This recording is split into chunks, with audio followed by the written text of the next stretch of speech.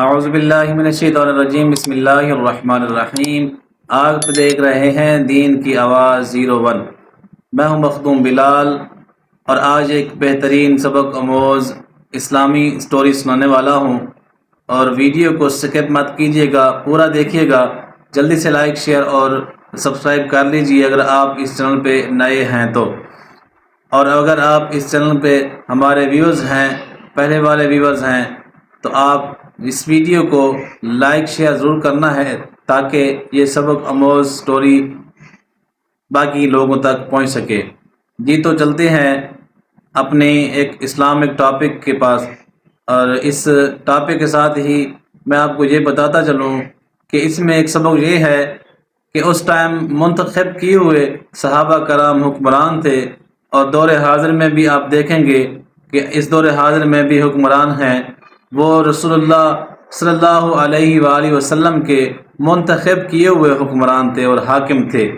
ان میں سے معتبر صحابہ جناب حضرت عمر بن خطاب رضی اللہ تعالی عنہ، آپ 22 لاکھ مربع میل کی حکمرانی کیا کرتے تھے، اور آپ کا ایک نعرہ تھا، ایک پیغام تھا کہ اگر کسی دریا کے کنارے بکری کو شیر کھا جائے تو قیامت والے دن کل عمر کو اس کے بارے میں پوچھا جائے گا، اور کوئی میری رعایا میں بھوکا سویا تو پھر بھی کل قیامت والے دن عمر سے پوچھا جائے گا۔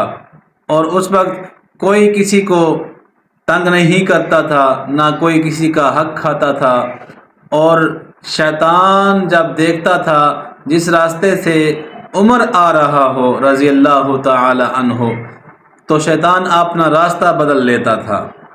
تو آئیے اپنے مین ٹاپک کے ساتھ چلتے ہیں۔ جناب حضرت عمر بن خطاب رضی اللہ تعالی عنہ خلیفہ وقت ہیں۔ ان کے دور خلافت میں مصر کے لوگوں کا ایک عجیب رواج تھا، وہ سمجھتے تھے کہ دریائے نیل اس وقت بہتا رہے گا جب تک اسے ایک خوبصورت لڑکی دریا میں قربان نہ کی جائے۔ تو وہ ہر سال ایک خوبصورت لڑکی دلہن بنا کے دریائے نیل میں کھڑا کر دیتے تھے، تو اس وقت پانی بہتا اور اس لڑکی کو بہا کے لے جاتا۔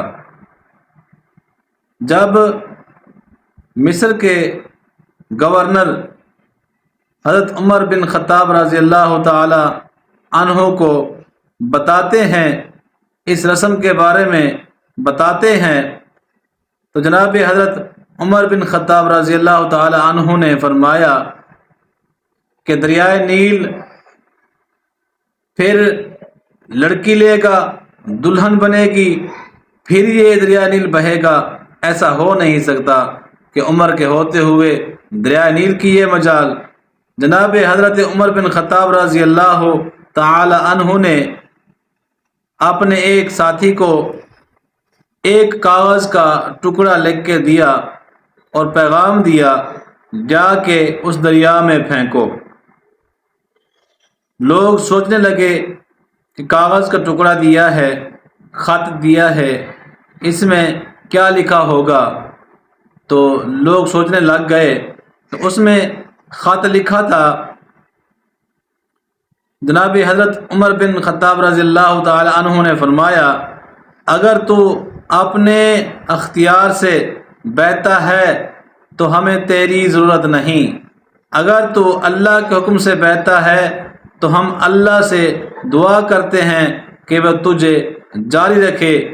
جب خط دریا میں ڈالا گیا تو اللہ کے حکم سے پانی بڑھنے لگا اور دریا دوبارہ بھر گیا۔ یوں لوگوں کو معلوم ہو گیا کہ نفع اور نقصان صرف اللہ کے ہاتھ میں ہے، نہ کہ کسی باطل رسم یا عقیدے میں۔ سبق یہ ہے کہ اللہ تعالیٰ ہی تمام طاقت اور اختیار کا مالک ہے، لیکن وہ اپنے منتخب کیے لوگوں کے ذریعے کام لیتا ہے، اور اللہ تبارک و تعالی ان کے ذریعے سے ہی عام لوگوں کی مشکلات کو آسان فرما دیتے ہیں۔ اللہ تبارک و تعالی ہم سب کو دین سمجھ کے عمل کی توفیق عطا فرمائے۔